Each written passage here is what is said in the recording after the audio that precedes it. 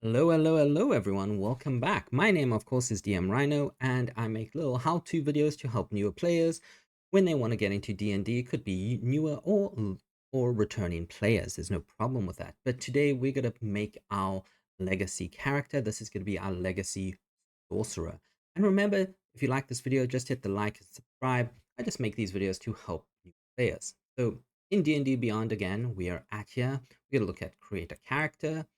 We're going to make a sorcerer today, a very cool class.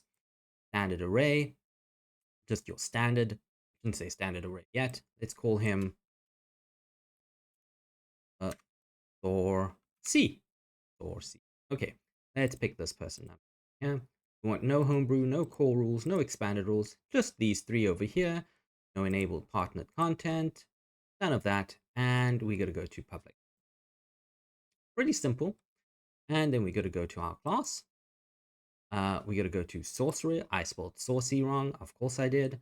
And Sorcerer uses their, we can see it's their constitution, but their primary ability is their charisma. So we want to pick a race that's actually tied to charisma. So possibly a tiefling would be great if we have a look in our classes, right?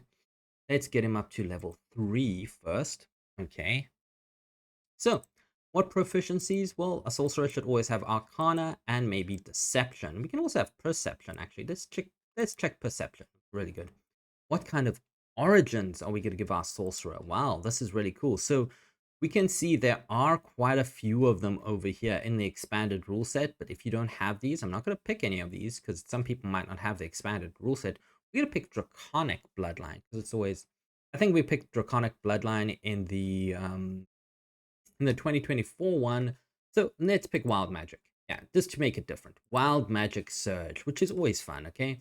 Wild Magic Surge is you have a D20 table and you can roll on your not D20, D100, what am I saying? D100 table, and you can roll on your D100 table when you cast a spell of some kind or when you activate your Wild Magic Surge. You can cast that D100 table, you roll your D100s. Now, some DMs will have their own custom Wild Magic Surges. You can find a lot of these online. This is the standard one that they give you. It's really fun, but if you want to have a bit more fun or a bit more chaos, just ask your DM. Say, hey, I found this really cool Wild Magic Surge table. Can I use that for my sorcerer? Yeah, why not? You know, we can, you know, the game's about having fun. So speak to him about them, speak to them about them, whatever you want. They're really fun. And you can see they just go down and down and down. Then we get the Tides of Chaos, of course. We get our Font of Magic, and we get our Metamagic for our Sorcerer.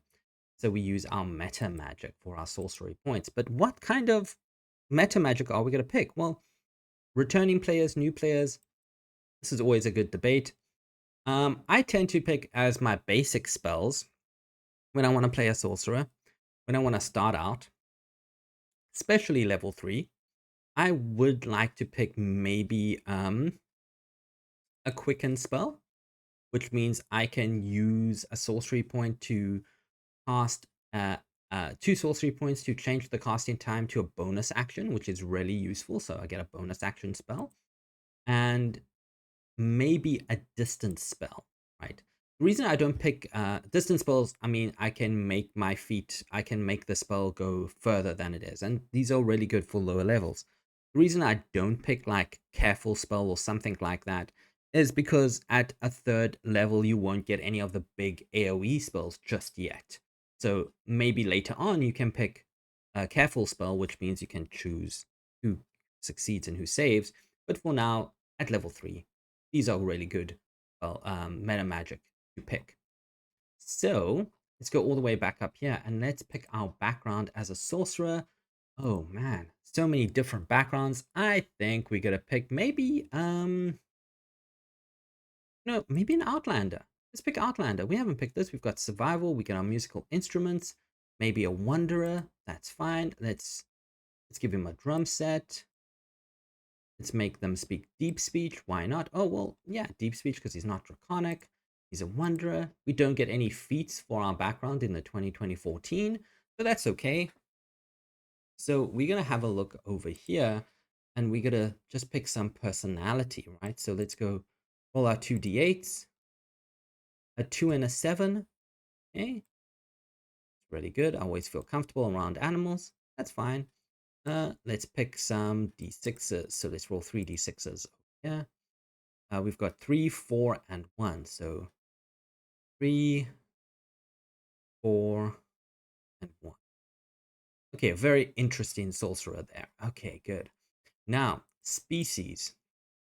Well, we do want someone that gives us a bit of a charisma boost. So let's go for a tiefling, right? Because a tiefling, you get 1 intelligence and 2 to your charisma, and there are different types of tieflings.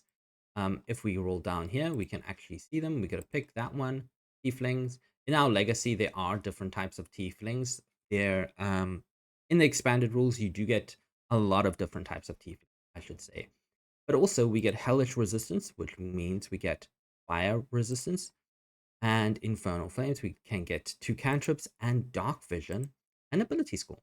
Okay, so now that we've picked all of this, let's do our ability. Let's do a standard array. We want our charisma to be high. Now, if we go over here, we know our charisma is increased by 2. So even if it's at 15, we got to get a high one. So let's make it 14 for now, right? Yeah, because it's still 16, yeah. And I think our intelligence, if we go back to our species, intelligence is 1. Okay, so let's make our intelligence 15 then. That means our intelligence and our charisma is 1. Very good. Okay, then we can go make our constitution 12. We don't need strength for a sorcerer. Let's make our wisdom that, and we don't need, no, let's make our wisdom 13. I'm happy with that. Okay, good. I'm happy with that. Very cool sorcerer. Okay. Then we're going to add equipment. Very standard. You can add gold, of course, if you want, but I add equipment because it's easier. Let's go for our components pouch, always good, and our dungeon thing. Very simple. We add equipment, right? Yeah. We can wield our light crossbow. There's no reason we can't wield it. And let's go to view character. Right, there we go. Look at that. Got our charisma and our con saves +3. You can see in dark vision, 30 feet. Yeah, we are a very squishy kind of sorcerer, but okay. And we can see it all there. Our font of magic, our sorcery points, our tides of chaos. We can activate the wild tides of chaos. Really cool. Our wild magic surge. We get 1 of those. And we can see our bonus actions, all of these things, right? Okay. And then our bonus action there, dermatology and hellish rebuke being a tiefling. So really cool 2 spells that we've got already. But now we got to add some spells. So we get an additional, we get 4 spells and 4 known spells. So our cantrips, of course, my go-to is always, utilitarian, defensive, offensive, and then I just go in that order because it helps out. So let's pick message, which is a really good one. We've already got a utilitarian also in control, but message is a good communication one. Let's give us also a mind sliver, which is an intelligence save, our D save, but mind sliver is a really good spell. It does, it's psychic energy, psychic attack, and they have to subtract a d4 from their next saving throw, which is really good. Okay. Let's give them what else? What about so many sometimes you've got to read through all of them.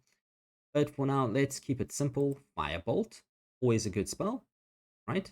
Yeah, so and then what one can we use to defend ourselves? It's either gonna be sword burst. Yeah. Yeah, sword burst. Yeah, I think sword burst, yes, would be great.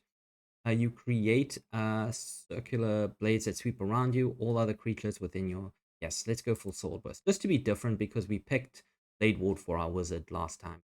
Let's pick sword burst, which is always good, right?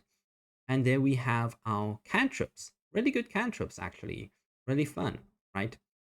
and only 1/2 hit, but the others would work there.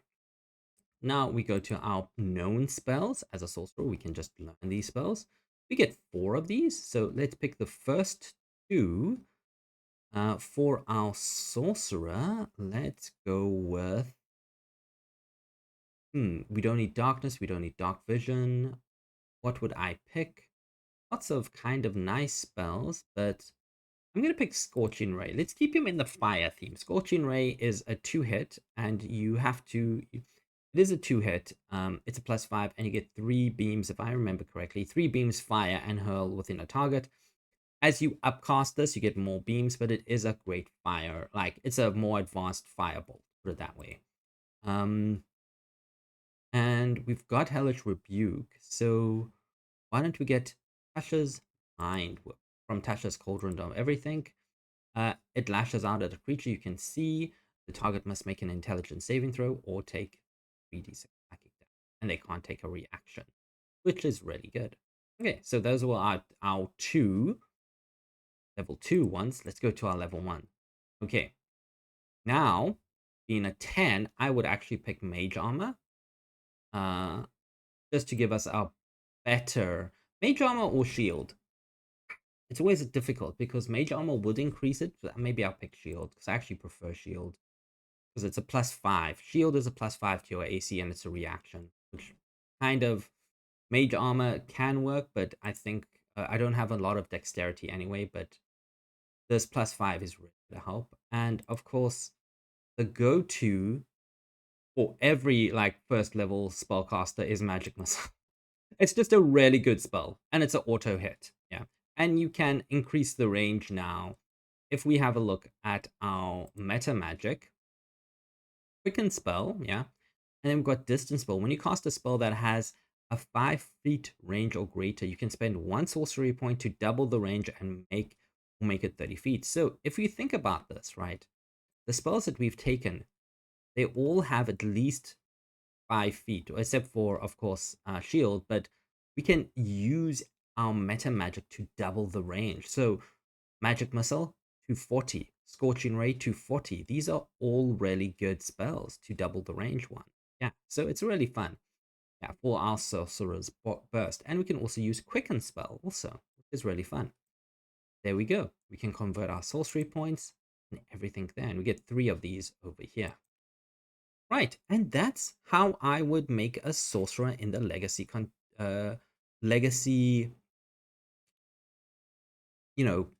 books, of course. Why we pick legacy, because some books are still played in legacy. Some people still use 5e.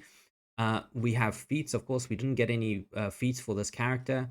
There are really good feats for a sorcerer. If we wanted to add some feats, we just add a feat. Some DMs do allow you to add a feat when you just start the game. You're allowed 1 feat.